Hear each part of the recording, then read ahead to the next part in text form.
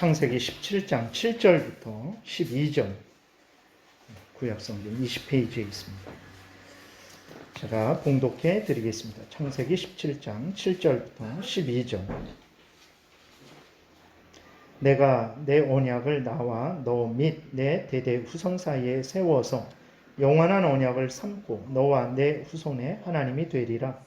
내가 너와 내 후손에게 내가 거류하는 이 땅 곧 가나안 온 땅을 주어 영원한 기업이 되게 하고 나는 그들의 하나님이 되리라. 하나님이 또 아브라함에게 이르시되 그런즉 너는 내 언약을 지키고 내 후손도 대대로 지키라. 너희 중 남자는 다 할례를 받으라. 이것이 나와 너희와 너희 후손 사이에 지킬 내 언약이니라. 너희는 포피를 베어라. 이것이 나와 너희 사이의 언약의 표징이니라. 너희의 대대로 모든 남자는 집에서 난 자나 또는 너희 자손이 아니라 이방 사람에게서 돈으로 산 자를 막론하고 난 지 8일 만에 할례를 받을 것이니라. 아멘. 기도드리겠습니다. 살아계신 하나님, 이 시간 하나님 말씀을 전하고 듣습니다. 성령께서 역사하셔서 우리를 향한 하나님의 뜻을 잘 깨달아 알게 도와주옵소서. 하나님이 알려주시는 대로 믿고 따르게 도우소서. 악한 사탄 마귀의 괴계와 또 우리 죄성의 탐욕을 분별해서 우리가 대적하고 승리하게 되고 곁길로 치우치지 않고 살아계신 하나님을 향하여 하나님의 영광을 드러내는 복된 삶을 살게 될 줄로 믿습니다. 성령께서 온전히 주장하여 주시기를 바라고 예수님 이름으로 기도드렸습니다. 아멘. 오늘은 어린이 주일을 맞이해서 하나님의 자녀들을 성경으로 가르쳐야 된다라는 내용으로 말씀을 드리겠습니다. 오늘 그 본문 2절에 보게 되면 하나님이 아브라함에게 언약을 둔다라고 이렇게 말씀을 하고 계십니다. 즉 언약을 맺으신다라는 거예요. 언약이라는 게 뭐냐면 언약은 이제 계약입니다. 계약. 근데 이제 그 성경에서는 하나님과 하나님의 택한 백성들과의 그 언약을, 계약을 이제 언약이다라고 이렇게 말을 하는 거예요. 그래서 보게 되면 물론 이제 인간과 인간 사이에 서로 계약을 맺는 그런 것을 하나님이 인간하고 맺어 주셨다라는 거예요. 이건 놀라운 일이죠. 여러분들이 사실 뭐 개미에게 낮아져서 개미랑 말하고 개미랑 계약을 맺을 그러한 일을 한다라고 생각해 보세요. 있을 수 없는 일이죠.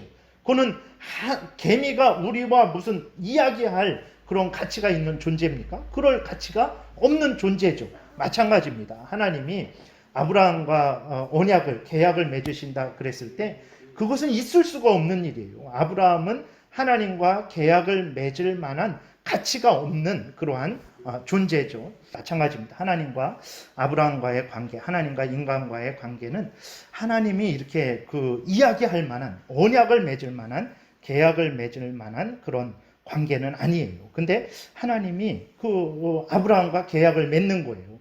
그것은 이제 하나님께서 아브라함에게 은혜를 내려준 거죠. 하나님이 한없이 이렇게 낮아지셔서 하나님께서 이제 계약을 맺어 주신 것입니다.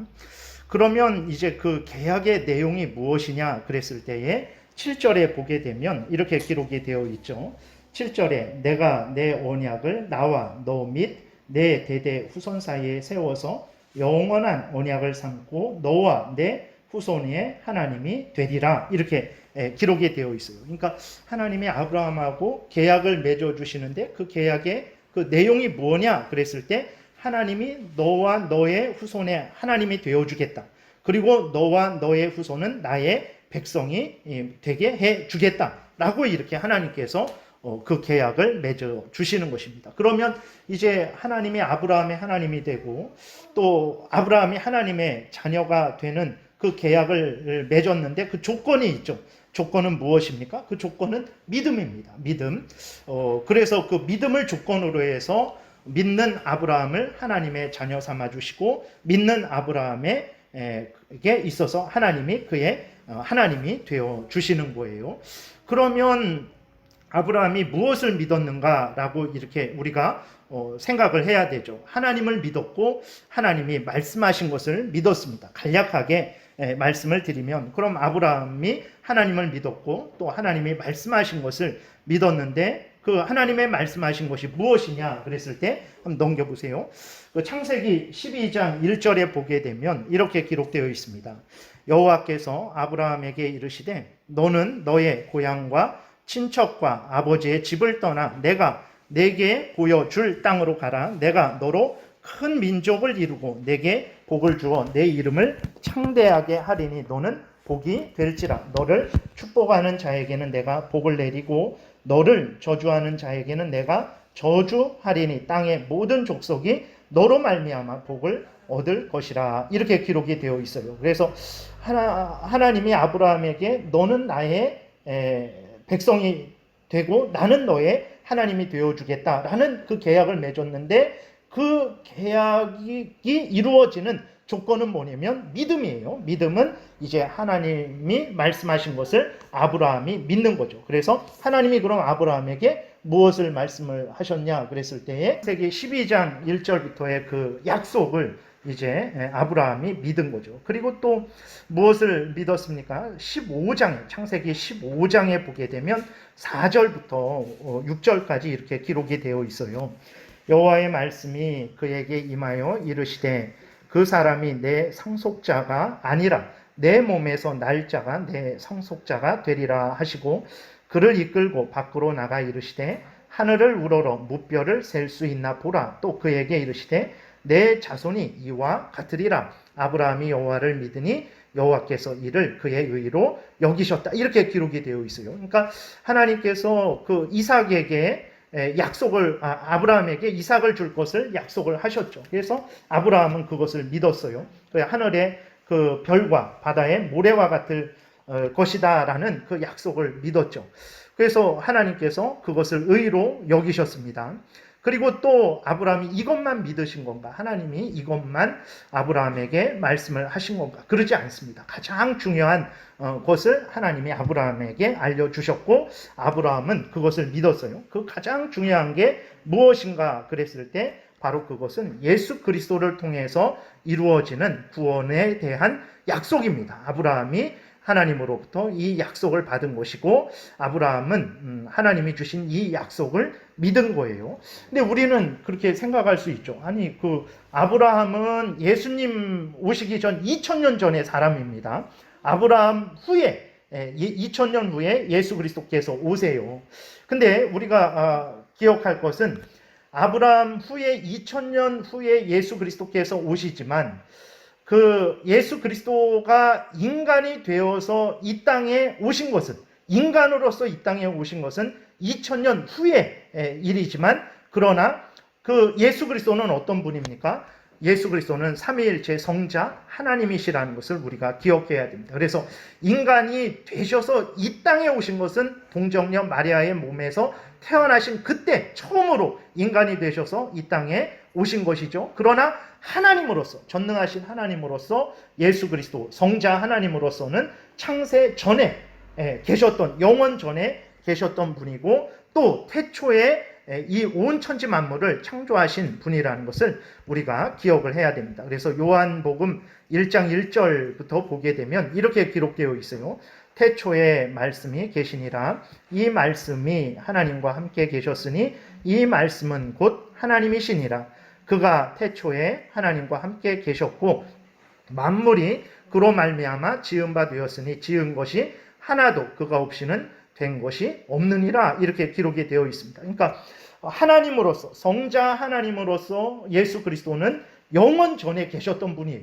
인간이 되신 것은 2000년 전에 마리아의 몸에서 인간이 되신 것이지 그 전에 하나님으로서는 영원 전부터 계셨던 성자 하나님이라는 것을 우리가 기억해야 되는 것입니다. 그래서 예수 그리스도는 창세 전부터 계셨고 또 삼위일체 성부 성자 성령 하나님께서 온 천지 만물을 창조하실 때 성자 하나님으로서 이 온 천지 만물을 창조하셨고 또 구약 때에도 성자 하나님으로서 아브라함에게 나타나셨다라는 것을 우리가 기억을 해야 되는 것입니다. 그 다음에 두 번째로는 요한복음 8장에 보게 되면 예수님이 유대인들에게 이렇게 말씀을 하십니다. 55절, 56절에 보게 되면 너희 조상 아브라함은 나의 때 볼 것을 즐거워하다가 보고 기뻐하였느니라.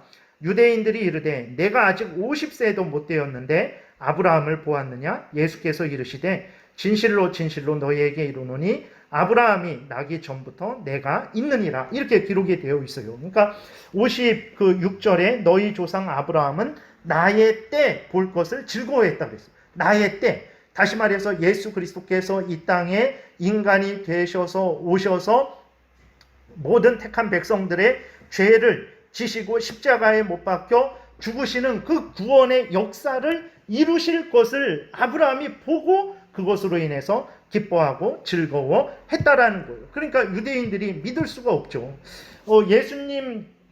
유대인들이 예수님하고 이렇게 이야기를 하기 전 2000년 전에 아브라함이거든요. 근데 예수님이 그 아브라함을 안다라는 거예요. 그리고 아브라함이 예수님을 보고 즐거워했다라는 거예요. 그러니까 이게 믿을 수가 없는 거예요. 그러니까 유대인들이 아니 당신이 아직 50세도 못 됐는데 아니 어떻게 2000년 전에 그 아브라함을 안다 그러냐. 그리고 2000년 전에 아브라함이 어떻게 당신을 봤다고 하느냐. 당신은 50세도 못된 자가 아니냐라고 이렇게 반문을 한 겁니다. 그러니까 예수 그리스도께서 말씀하시기를 예수께서 이르시되 진실로 진실로 너희에게 이르노니 아브라함이 나기 전부터 내가 있느니라 라고 이렇게 말씀을 하셨어요. 그래서 예수님이 인간이 되셔서 이 땅에 오신 것은 그것은 동정녀 마리아의 몸에서 나심으로 그때 처음 인간으로서 이 땅에 오신 것이지만 하나님으로서는 항상 계셨다라는 것을 우리가 기억을 해야 되는 것입니다. 그리고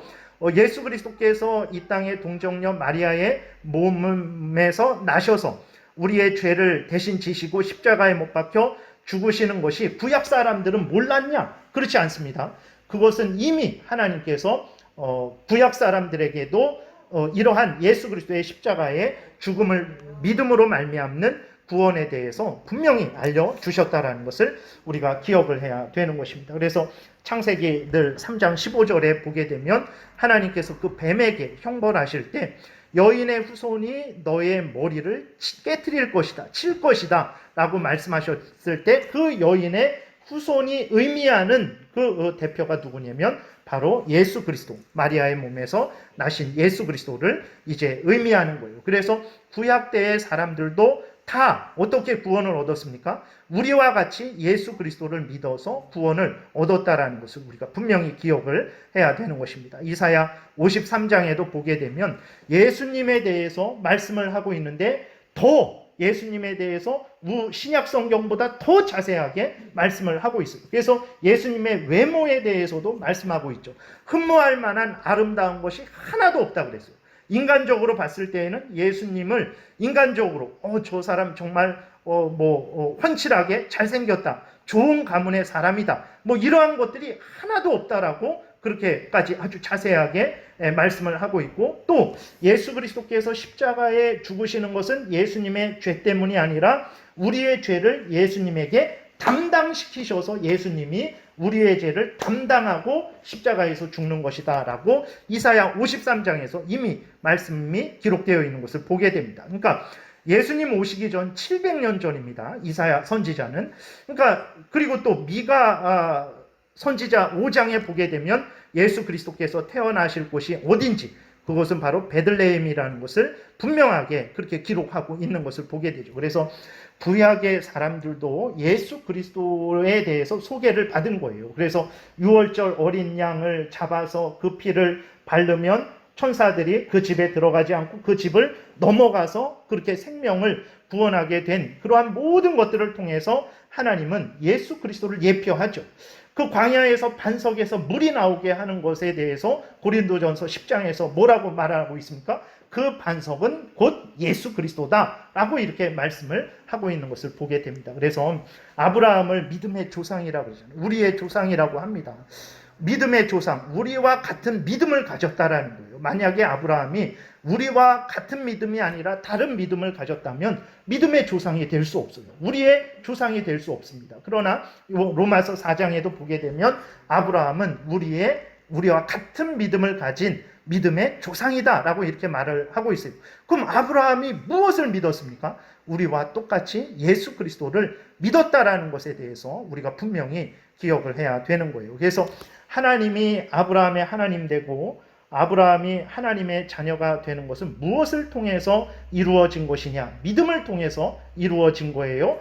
그럼 무엇을 믿었냐? 하나님과 하나님이 말씀하신 모든 것을 믿은 거죠. 그 중에서 구원자 예수 그리스도에 대한 그 하나님의 그 말씀도 그들이 믿었다라는, 아브라함이 믿었다라는 것을 우리가 분명히 기억을 해야 되는 거예요. 그러면 이것을 왜 이렇게 좀 계속해서 말씀을 드리냐면, 다시 오늘 본문으로 돌아오게 되면 하나님이 아브라함과 언약을 맺으시죠. 근데 본문을 자세히 살펴보면 아브라함과만 맺으신 것이 아닙니다. 아브라함과 그 자손들과 맺으셨음을 오늘 본문에서 분명히 우리에게 수차례에 걸쳐서 말씀하고 있죠. 7절에 다시 보게 되면 내가 내 언약을 나와 너 및 내 대대 후손 사이에 세워서 영원한 언약을 삼고 그랬어요.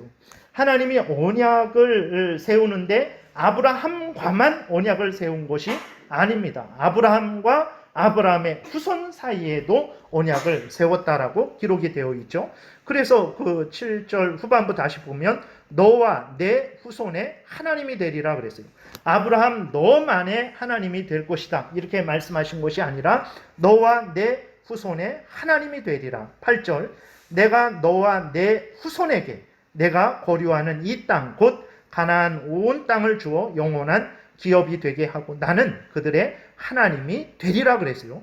아브라함에게만 가나안 땅을 주는 것이 아니라 아브라함과 그 후손들에게도 가나안 땅을 주겠다. 그래서 아브라함만의 하나님이 되는 게 아니라 아브라함의 후손들의 하나님도 되겠다 이렇게 말씀을 하고 있는 거예요. 9절에도 하나님이 또 아브라함에게 이르시되 그런즉 너는 내 언약을 지키고 내 후손도 대대로 지키라 그랬어요. 하나님이 아브라함과만 언약을 맺었으면 아브라함 너만 언약을 지키라 이렇게 명령하셨겠죠. 그런데 하나님이 아브라함 너만 언약을 지켜야 되는 것이 아니다. 내 명령을 지켜야 되는 것이 아니다. 너의 후손도 내 명령을 지켜야 된다. 이렇게 말씀을 하고 있어요. 무엇을 우리에게 알려주고 있는 것입니까? 하나님이 그 아브라함과 언약을 맺을 때 아브라함과만 언약을 맺은 게 아니라 아브라함의 후손들도 하나님의 자녀로서 하나님께서 언약을 맺어주셨다라는 것을 우리가 기억해야 됩니다. 이것이 그대로 신약으로 옵니다. 신약으로 넘어와서 할례가 세례가 되는 거거든요. 그래서 그리스도인들 중에서 어떤 사람이 그 예수 그리스도를 믿잖아요. 예수 그리스도를 믿으면 그에게서 태어나는 아기가 있잖아요. 그 믿는 자에게서 태어나는 아기에게 장로교회에서는 어떻게 합니까? 그 아기에게 세례를 줘요.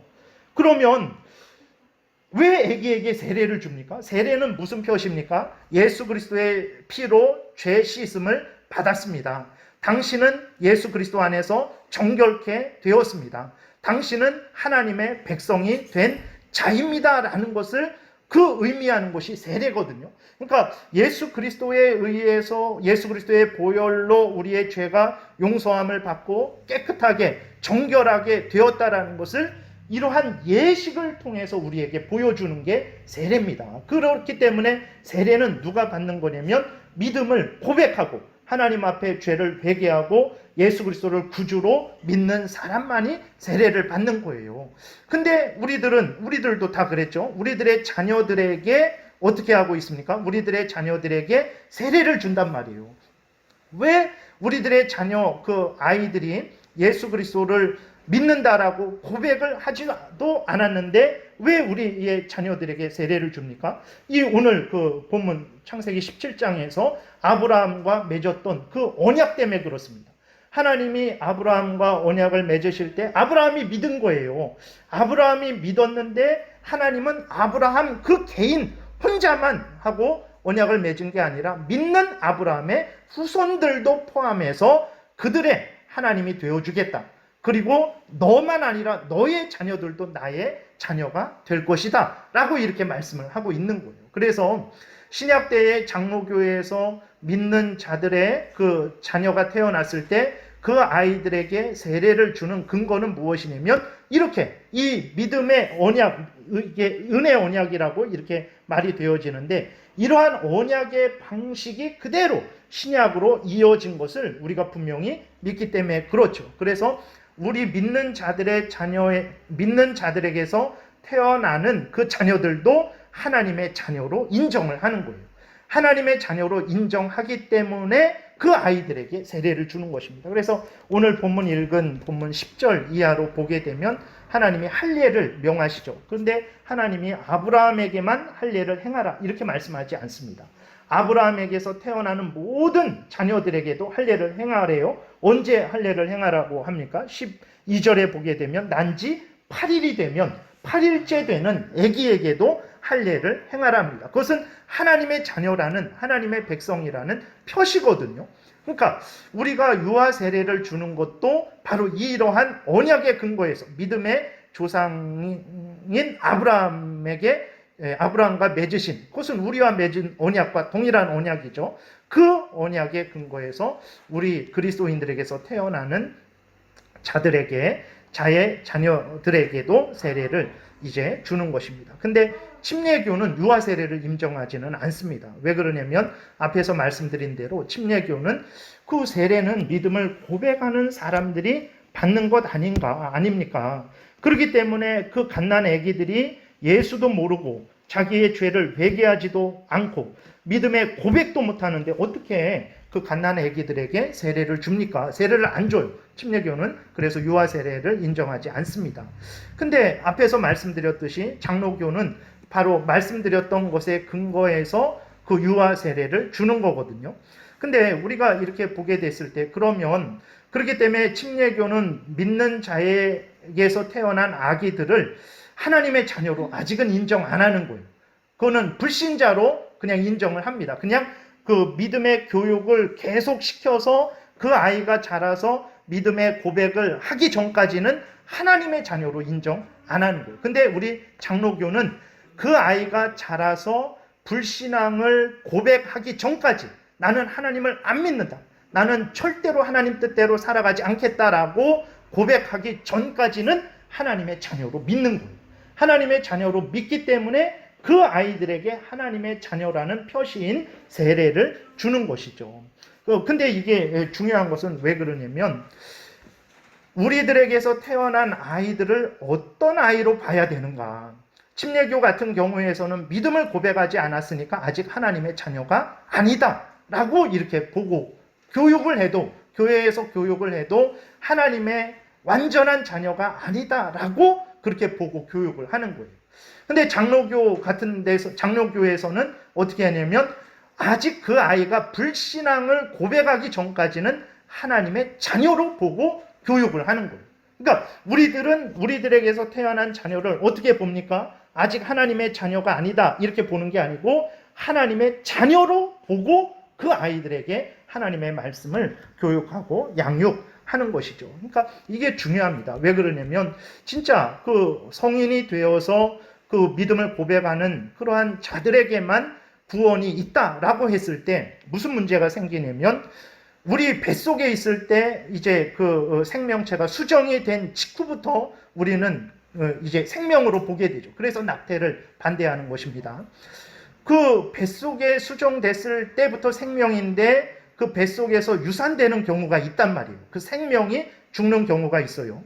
그 다음에 이 땅에 태어났지만 오늘날에는 그 갓난아기 때 그렇게 많이 목숨을 잃지 않지만 불과 얼마 전까지만 해도 갓난아기 때 이제 목숨을 많이 잃기 때문에 생일을 바로 출생 신고를 바로 하지 않잖아요. 막 한 1년 있다 하고 뭐 100일 있다 하고 뭐 이런 식으로 늦게 했단 말이에요.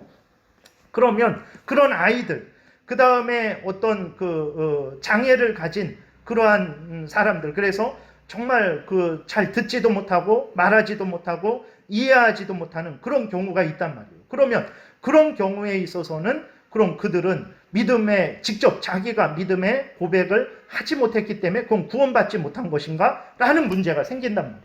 그렇지 않다라는 거예요. 갓난아이, 뱃속에 있는 아이, 유아들, 그 다음에 어떤 특별한 장애를 가진 한에 있어서, 물론 정상적인 성인들은 믿음의 고백을 해야 됩니다. 그건 마땅한 거예요. 그러나 그렇지 않은 특수한 경우에 있어서는 하나님의 택한 백성들은 구원 얻는다라고 우리는 장로교는 그렇게 믿고 있죠.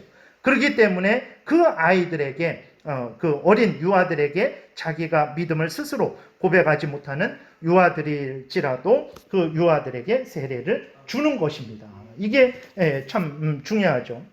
말씀드리고자 하는 것은 무엇이냐면 우리 그리스도인들에게서 태어난 자녀들을 우리는 어떻게 봐야 될까? 단순히 내 새끼, 내 자식으로만 봐야 될까? 그렇지 않다라는 거예요. 그리스도인에게서 태어난 그 자녀들에 대해서 우리는 하나님의 자녀라는 믿음을 분명히 가져야 된다라는 거예요. 그 다음부터 달라지기 시작하죠. 내 자식이고 내 새끼고 그러면 어떻게 합니까? 내 마음대로 교육을 하면 되는 거예요. 그러나 앞에서 계속해서 길게 말씀드렸듯이 하나님이 아브라함과 언약을 맺으실 때, 믿는 아브라함을 하나님의 자녀 삼아 주실 때 믿음을 고백하는 그 성인 아브라함만 하나님의 자녀 삼아 주신 것이 아니라 그 믿음을 고백하는 아브라함의 후손도 하나님의 자녀로 받아 주시겠다고 했단 말이에요. 그렇기 때문에 아브라함은 자기만 할례를 받은 것이 아니고 자기만 하나님의 자녀라는 표시를 한 것이 아니고 난지 8일 되는 이삭에게도 하나님의 자녀라는 표시를 했단 말이에요. 그래서 그 아브라함은 이삭을 대할 때 어떻게 대했습니까? 내 자식으로만 대한 것이 아니고 하나님의 자녀로 대했다라는 거예요. 그래서 그 이삭을 하나님의 말씀으로 하나님의 자녀로서 그렇게 교육하고 키웠다라는 것을 그것을 우리가 발견을 해야 된다라는 것입니다. 시편 127편 3절에 보라 자식들은 여호와의 기업이요 태의 열매는 그의 상급이다 그랬어요. 어떻게 내 자식인데 하나님의 기업인가? 어떻게 하나님의 상급인가? 그렇죠. 내 자식이잖아요. 근데 그 자녀들에 대해서 하나님의 기업이고 하나님의 상급이다라고 이렇게 말씀을 한단 말이에요. 어떻게 이렇게 말씀하실까? 오늘 본문의 근거에서 이러한 언약의 근거에서 이렇게 말씀을 하신다라는 것을 기억해야 됩니다. 그렇기 때문에 그리스도인 하나님의 그 부모들은 하나님의 자녀된 부모들은 자신의 자녀들을 그냥 자기의 인간적인 자녀로만 보지 않고 하나님의 자녀로 보았기 때문에 어려서부터도 하나님의 자녀로서 그들을 성경 말씀으로 교육을 한 것을 우리는 성경 전체를 통해서 확인하게 되죠. 디모데후서 1장에 보게 되면 바울이 디모데에 대해서 이제 이야기를 할 때에 디모데에게 있는 믿음이 어떤 믿음이라고 합니까? 외할머니와 어머니에게 디모데가 외할머니와 어머니로부터 교육받아서 그렇게 믿음을 갖게 되었다라는 것을 분명히 이야기하고 있죠. 그러니까 물론 그 믿음은 하나님이 주신 선물이지만 인간적으로 말을 했을 때에는 그 외할머니와 어머니로부터 어려서부터 디모데가 신앙 교육을 받았다라는 거예요. 그럼 그 외할머니와 어머니는 왜 디모데를 신앙 교육 시켰습니까? 하나님이 주신 자녀라고 분명히 믿었기 때문에 그 디모데를 어려서부터 신앙 교육을 시킨 것입니다. 마가복음 10장에 보게 되면 그 부모들이 예수 그리스도에게 그 자녀들이 아기들이 축복받게 하려고 예수님에게 그 아기들을 데리고 옵니다. 예수님께 기도받으려고. 그랬더니 제자들이 그 부모들을 향해서 이제 아주 화를 내죠. 예수님 지금 바빠 죽겠는데 뭐 귀신도 내어 쫓아야 되고 병든 자도 고쳐야 되고 식사도 못 하시면서 이렇게 바쁘고 힘든데 왜 애들을 데리고 오냐라고 하면서 그 부모들을 꾸짖어요. 오히려 제자들이. 그러니까 그 모습을 보신 예수님이 제자들 편을 드십니까? 아닙니다. 오히려 제자들을 향해서 노하십니다. 그리고 이렇게 말씀하세요. 마가복음 10장 14절에 보게 되니까 예수께서 보시고 노하시어 이르시되 어린 아이들이 내게 오는 것을 용납하고 금하지 말라. 하나님의 나라가 이런 자의 것이니라 그랬어요. 하나님의 나라가 이런 자의 어린아이 같은 자만 의미하는 게 아니라 어린아이들의 것이고 어린아이와 같이 하나님을 믿는 예수 그리스도를 믿는 자들의 것이다 그러는 거예요. 그러니까 하나님의 나라는 어른들만의 것이 아닙니다. 하나님의 나라는 어린아이들의 하나님의 택한 어린아이들의 것이기도 하다라는 것을 우리가 분명히 기억을 해야 됩니다. 우리가 잘 아는 대로 신명기 6장 4절에 이스라엘 백성들은 어려서부터 그 아이들이 커서 믿음을 고백해야만 하나님의 자녀가 된다, 이렇게 생각하지 않았어요. 어려서부터도 하나님의 자녀라고 분명히 믿었기 때문에 그 아이들을 아주 신앙적으로 교육했죠. 신명기 6장 4절부터 7절에 보게 되니까 이스라엘아 들으라, 우리 하나님 여호와는 오직 유일한 여호와이시니 너는 마음을 다하고 뜻을 다하고 힘을 다하여 내 하나님 여호와를 사랑하라. 오늘 내가 내게 명하는 이 말씀을 너는 마음에 새기고 내 자녀에게 부지런히 가르치며 집에 앉았을 때에든지 길을 갈 때에든지 누워 있을 때에든지 일어날 때에든지 이 말씀을 강론할 것이며 라고 이렇게 하나님이 직접 말씀을 하셨어요. 내 자녀에게, 그러니까 일단은 내가 너에게 명령하는 그 명령을 마음에 새기고 그 명령을 준행하고, 너만 마음에 새기고 명령을 준행하는 것이 아니라 너의 자녀들에게도 그 마음에 새기게 하고 그 명령을 준행하게 하라는 거예요. 그래서 부지런히 너의 자녀에게 부지런히 가르치라. 언제 가르칩니까? 집에 있을 때에도 가르치고 길을 갈 때에도 가르치고 누워 있을 때에도 가르치고 일어날 때에도 이 말씀을 가르치라는 거예요. 왜 그렇습니까? 그 아이들이 하나님의 자녀이기 때문에 그런 거예요.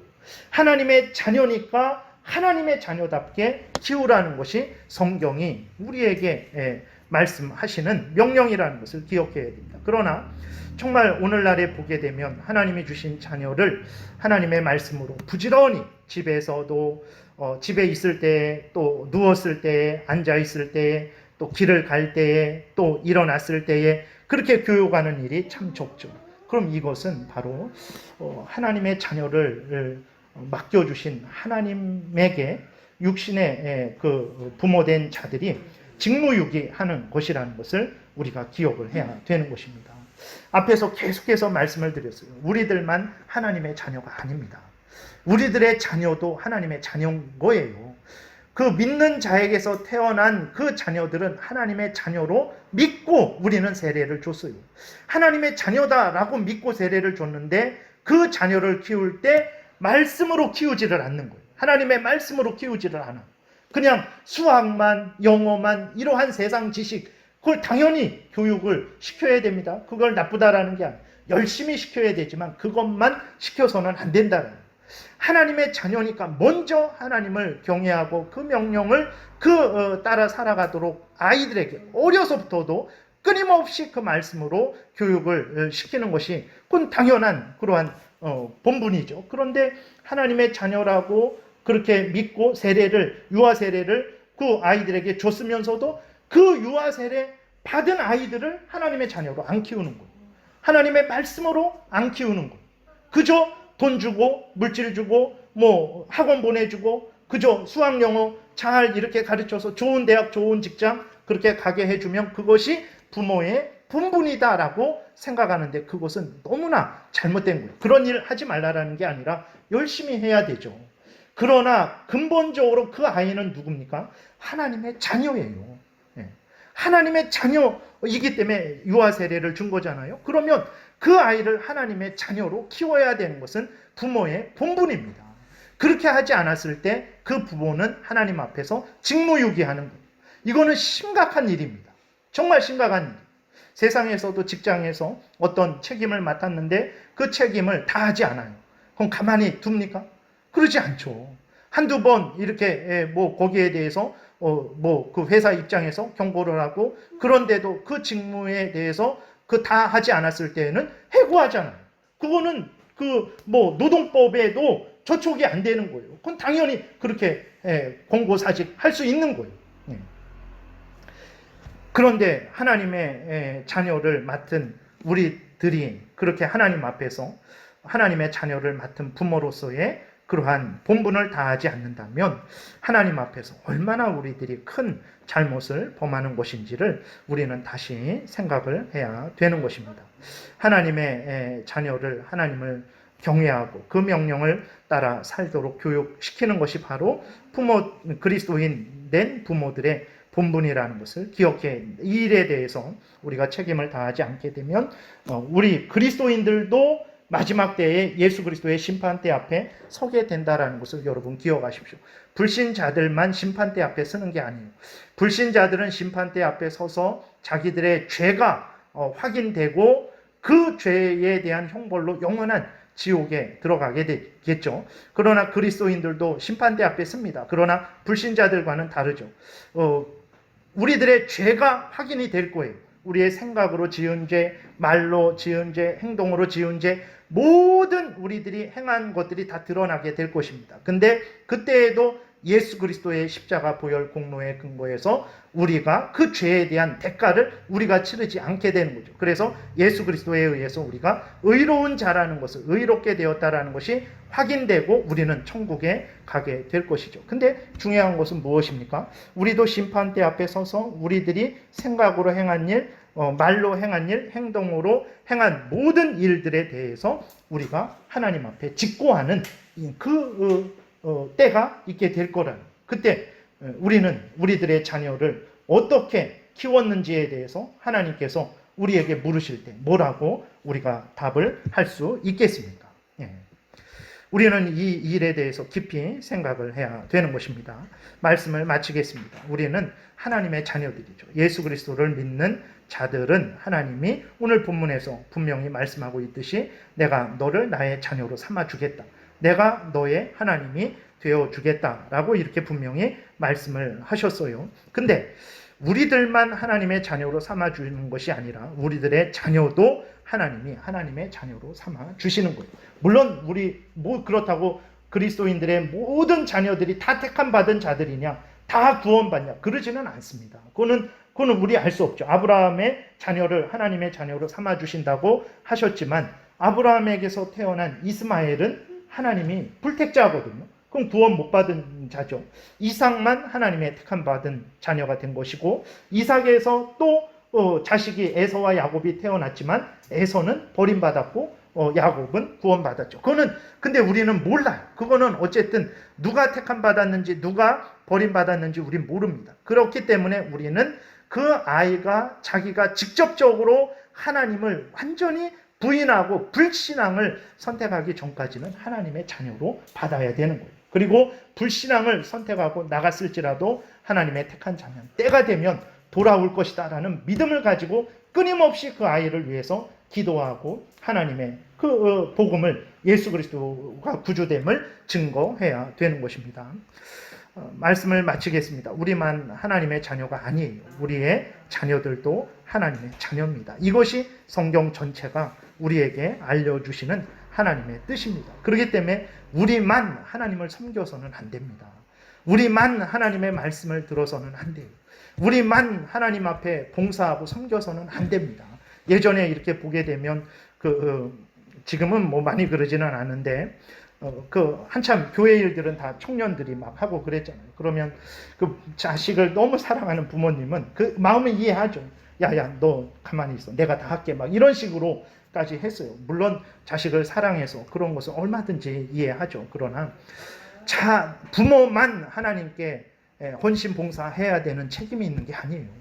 자녀들도 하나님 앞에서 헌신 봉사해야 되는 책임이 있다라는 것을 우리가 기억을 해야 되는 것입니다. 우리만 하나님의 자녀가 아니에요. 나만 신앙생활 잘 해서는 안 됩니다. 내 자녀들도 하나님을 사랑하게 해야 됩니다. 하나님을 위하는 인생을 살게 해야 되는 거예요. 교회를 위하는 인생을 살게 해야 되는 거예요. 하나님을 믿고 섬기는 인생을 살게 해야 되는 거예요. 왜 나만 하나님 앞에서 헌신 봉사해서 왜 나만 복을 받습니까? 우리 자녀로 하여금 어려서부터 하나님을 섬기고 어려서부터 하나님을 위하는, 어려서부터 하나님의 말씀을 따르는 삶을 살도록 해서 그 아이도 복을 받게 해야 되는데 왜 그런 일을 안 합니까? 어쩌면 부모들이 그 자녀가 하나님의 자녀라는 그 믿음이 약한 것은 아닌지, 그리고 그 부모들이 자녀들에 대해서 가지는 생각이 세상에서 잘되고 형통하는 것이 더 큰 복이고 하나님 믿고 섬기는 것은 그냥 적당히 해도 된다라는 그러한 잘못된 믿음을 가지고 있는 것은 아닌지 돌아봐야 되는 거예요. 어린이 주일인데 아이들에게 뭐 선물 주는 거 큰 의미 없습니다. 줄 수 있는 형편이면 주면 되고 줄 수 없는 형편이면 못 주는 거예요. 그러나 정말 그 아이들에게 신앙을 주지 않는 것은, 그것은 이런 때에도 줘야 되고 저런 때에도 줘야 되는 거예요. 신앙의 교육은 항상 있어야 되는 것입니다. 어린이 주일을 맞이해서 우리가 우리의 자녀들을 어떻게 키워야 되는가, 우리의 자녀들에 대한 어떤 생각을 가지고 있는가 점검을 해야 되는 거예요. 그래서 우리의 자녀들은 하나님의 언약 가운데 하나님의 자녀된 자들입니다. 그러면 하나님의 자녀답게 하나님의 말씀으로 키워야 되는 거예요. 이것이 부모된 자들의 본분입니다. 이 귀한 본분을 열심히 행하시는 여러분들 되시기를 바랍니다. 기도드리겠습니다. 살아계신 하나님 아버지 감사를 드립니다. 우리들이 무엇이 간데 우리 자체도 하나님의 자녀가 될 자격이 없는데 은혜로 또 믿음을 우리에게 주셔서 또 그 주신 믿음을 보시고 또 우리를 자녀 삼아 주시고 우리만 하나님의 자녀 삼아 주시는 것이 아니고 우리에게서 태어나는 그러한 자녀들도 하나님의 자녀 삼아 주신다고 하시니 감사를 드립니다. 하나님이 우리에게 하나님의 귀한 자녀들을 주셨는데 우리는 그 자녀가 하나님의 자녀인 줄도 모르고 그저 내 육신의 자녀로만 생각하고 내 뜻대로 내 마음대로 교육하고 그 자녀로 하여금 하나님을 경외하고 그 명령을 따라 살게 해서 그 인생이 참으로 복되고 하나님의 영광을 드러내며 믿음 안에서 많은 사람들을 복되게 할 수 있는 기회를 부모가 박탈하고 있는 현실을 보게 됩니다. 하나님 불쌍히 여겨주시고 깨닫게 하시고 정말 그리스도인 된 부모들이 회개하고 돌이켜서 하나님이 주신 자녀들을 하나님의 자녀들을 주의 교양과 훈계로 말씀으로 잘 양육하게 도와주옵소서. 감사드리고 예수님 이름으로 기도드렸습니다. 아멘. 548장입니다. 찬송가.